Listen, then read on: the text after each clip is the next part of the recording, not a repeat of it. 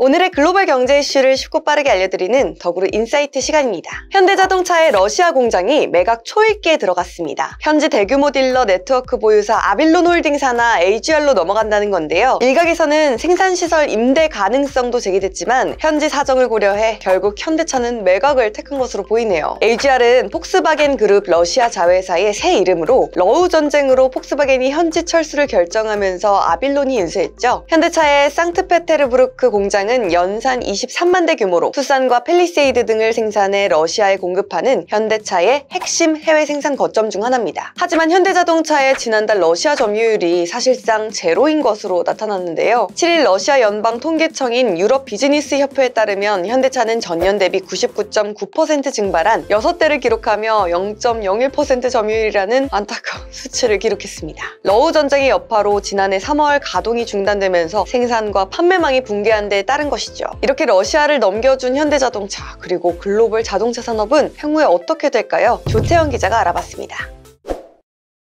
최근 들어서 국내 기업들이 러시아에서 사업을 하는 건 굉장히 어려운 일이 됐습니다. 러시아가 우크라이나를 침공한 이후에 서방에서 강한 경제 제재를 받고 있죠. 이 제재가 효과가 있냐 없냐 이걸 두고는 이야기가 많은데요.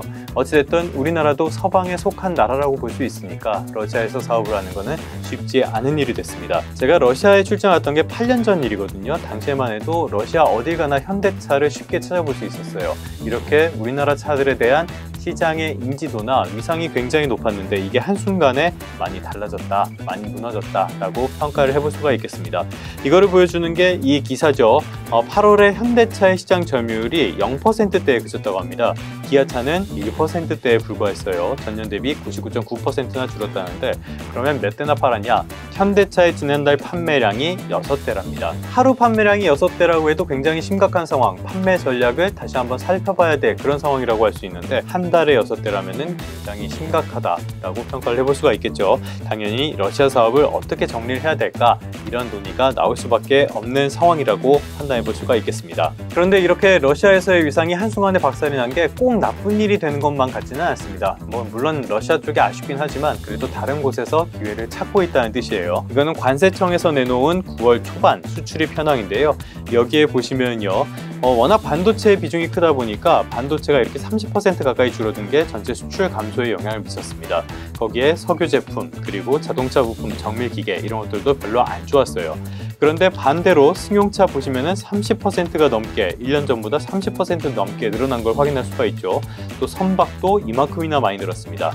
전반적으로 봤을 때는 반도체가 줄어든 거를 다 방어하진 못했지만 그래도 승용차와 선박이 어느 정도 방어해주는 그 정도 역할은 했다라고 볼 수 있겠습니다. 그러면 이 승용차가 어디로 많이 팔리고 있냐? 조금 더 내려보면은 여기 주요 국가가 나오죠. 중국 쪽은 이렇게 20% 가까이 줄어들었습니다. 그런데 미국이 2% 소폭이지만 성장하는 이런 흐름을 보였어요. 결론적으로는 미국으로의 자동차 수출이 최근에 꽤 괜찮다라는 점을 시사하고 있습니다. 실제로 전기차를 중심으로 대미 수출이 괜찮고요. EU 쪽으로는 보면 줄어들긴 했지만 자동차는 나쁘지 않은 상황이라고 합니다. 또 중동 쪽 이쪽으로도 수출이 꽤 계속 이어지고 있는데요. 우리나라 차들에 대한 수요가 꾸준히 유지되고 있다고 해요. 이런 상황을 주도하는 게 전기차 그리고 SUV라는 게 전반적인 평가입니다. 그러니까 현대차 입장에서는 러시아라는 큰 시장을 잃어버리고 있는 게 굉장히 아쉽긴 하지만 이런 상황 속에서 미국과 밀착을 하면서 이쪽에서 새로운 기회를 찾아가고 있다는 거예요. 이거를 왜 고무적이라고 볼 수 있냐면 사실 굉장히 우려가 컸습니다. IRA, 인플레이션 감축법이 시행이 되면서 이게 국내 자동차 기업들에는 굉장한 타격으로 작용할 수 있다고 봤었거든요. 근데 이런 상황 속에서도 나름대로 선전을 하는 성적표를 받아들였기 때문에 이런 부분을 좋게 평가를 해볼 수가 있겠습니다. 실제로 미국 전기차 시장에서 현대차는 8%대 점유율을 꾸준히 방어하고 있어요. 결론입니다. 당연히 현대차에 대한 모든 걸 다 긍정적으로 평가할 수는 없습니다. 일단은 3분기 들어서 내수 판매가 영 부진한 모습을 보이고 있어요. 그리고 무엇보다 지금 시장에는 전기차에 대한 굉장한 우려가 있죠.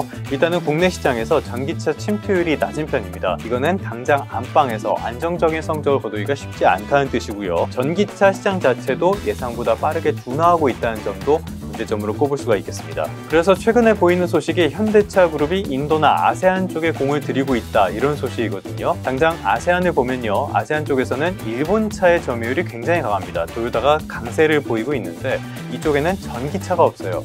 그렇기 때문에 지금처럼 전기차로 변화하는 시기에서 아세안 쪽에서 우리가 빈틈을 찾을 수 있다, 틈새 시장을 공략할 수 있다는 뜻이죠. 앞으로 현대차 그리고 국내 완성차 기업들이 인도와 아세안 쪽에서 어떤 활동을 하는지 이 부분에 주목할 필요가 있다는 뜻입니다. 그러면 성공 투자하시고요. 다음 시간에 다시 찾아뵙도록 하겠습니다.